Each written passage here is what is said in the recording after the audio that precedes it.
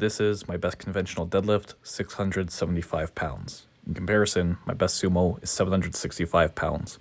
I don't really pull sumo on this setup anymore, but I'm pretty sure I could pull even more now, and I tried more weight conventional, I couldn't do it. So this is a 90-pound gap. What's causing this huge gap? Range of motion does not make sumo deadlifts easier than conventional, but I still think the majority of people are going to be stronger pulling sumo. This sounds contradictory, so let me explain more detail. So other than just people's opinions, we can actually quantify sumo being easier by looking at international competitions of powerlifters. I did a video on this, 2019 World Championships, the men's open division. 69% of all people did a sumo deadlift, obviously a huge favorite in there. At the higher weight classes, we did see more people pulling conventional proportionally, and I'll get into why that is later. So my first reason why range of motion doesn't matter is muscle engagement is much more important. I'm going to compare two lifts that have the exact same range of motion to demonstrate this. Think about a conventional deadlift versus a stiff-legged deadlift, exact same stance width. Bar is going to start and end at the same place. On the floor, locked out, fully extended at the top. In the stiff-legged deadlift, we're only using our hip extensors since we're basically only bending over at the hips, minimal knee flexion. We can move less weight because we can't engage the quads as more as we could in a conventional.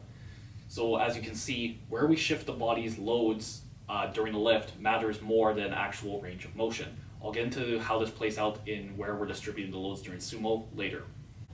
So yes, the bar does have a longer range of motion than conventional, but that doesn't actually matter for limiting our 1 rep max. What limits our 1 rep max is peak force output, and we're going to be able to sustain our peak force output for even the longest, grindiest of reps. So ATP, what our muscles use for energy to fuel contractions, we have more than enough to stay in a maximal contraction for even the longest, grindiest of reps. Where it may make a difference is if we're talking multiple rep sets, but again, when we're just talking 1 rep max, which is what most people are comparing, it doesn't make a difference. And the other key point there, bar range of motion isn't as important as the range of motion that occurs at our joints, and we actually see more range of motion at our joints during sumo. So I talked about this in my last long video, but people have issues visualizing hip flexion and how it occurs in 3 dimensions. So if I take my hip like this, I flex it a given amount. This is a conventional position. I then abduct, externally rotate like I do in a sumo position. I didn't change the amount of hip flexion. People have trouble visualizing this in 3 dimensions, as I said, but is it necessarily going to be the same between sumo and conventional?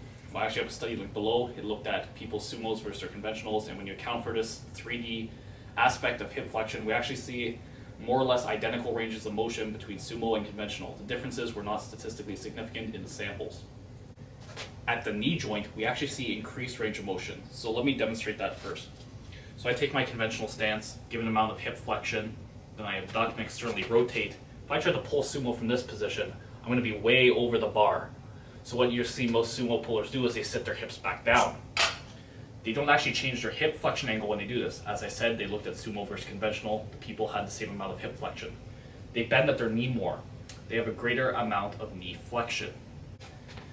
This does have an advantage though. Our spine is more upright, which means the moment arm at our spine is actually lower. So if we look at the moment arm on our spine, we're grabbing the bar with our arms, so it's going to be pulling down from here. So the further our torso is angled, the longer this moment arm is. We have this horizontal displacement, the greater that is, the further our torso angle is inclined. So thus during the conventional, where we're more bent over, we have greater moment arm at our spine. So that comes back to one of the points I said about people at higher weight classes being better conventional. One of the factors there is people who are bigger tend to have thicker torsos. It's going to be harder for them to bend over. They're going to have some passive resistance from all that soft tissue, even if it's not muscle, just fat, but they are going to have more muscle on average too. It's going to be harder for their torsos to bend because they got more stuff in the way, thus they're better at spinal extension.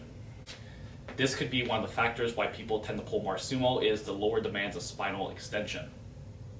And keep in mind, either sumo or conventional, the hip moment arm length is going to be the same. It's just going to be dependent on the length of our femur.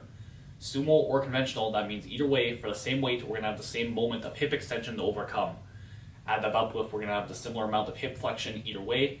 Overall, the demands for hip extension are going to be identical, sumo or conventional, in terms of total force at any given moment, as well as total work needing to be done at the hip joint. One quick side note, I think some people may think the lockout position of sumo is not a fully extended hip position. It is. Essentially, think of it this way.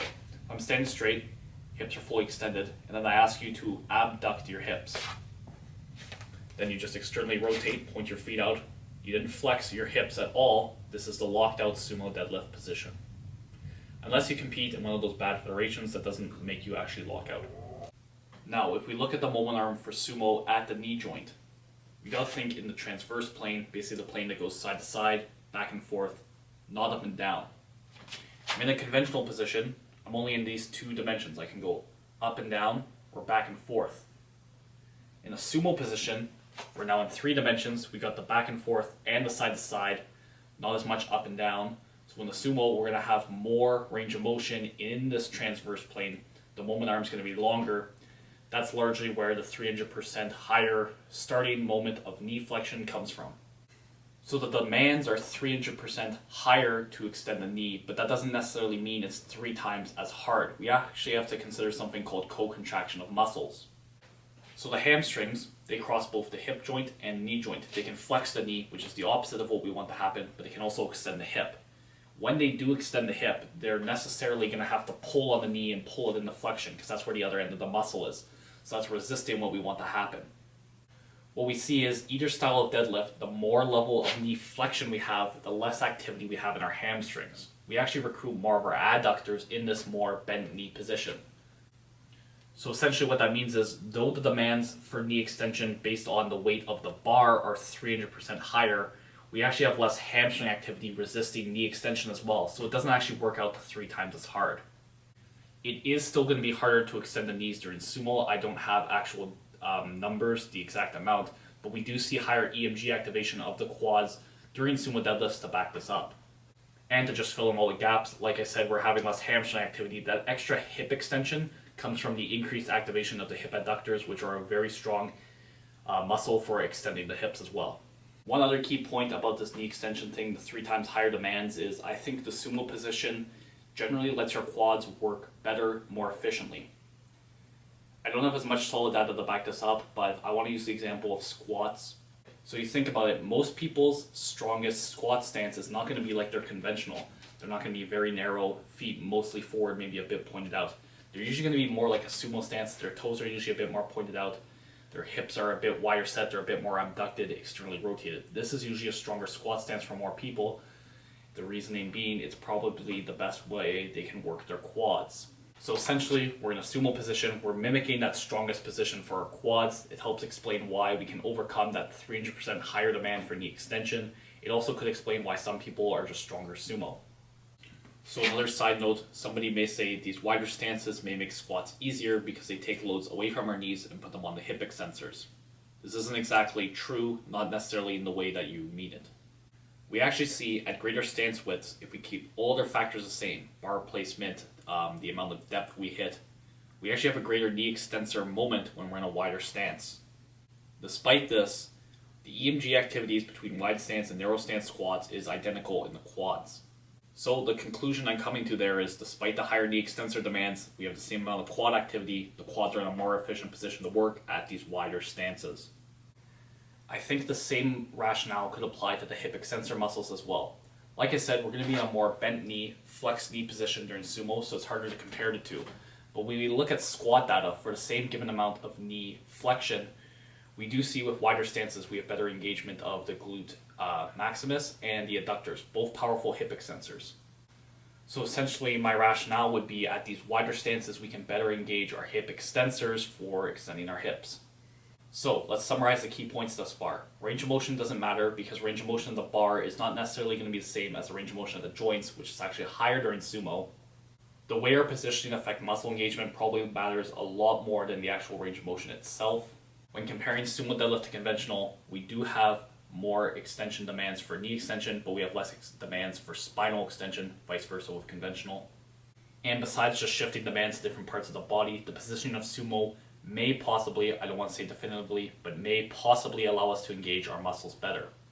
As I mentioned before, people in higher weight classes tend to pull more weight conventional, and that may be for a couple reasons.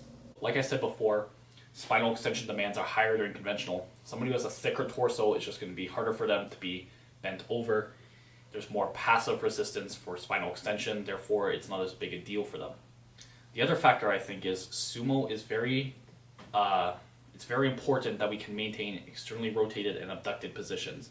and bigger people, simply put, may not be able to maintain that good positioning. So that's it for the video. Thanks for watching. Hope this was helpful. Please comment more ideas for things you'd like me to discuss below. Share, like, comment, subscribe. Thanks again.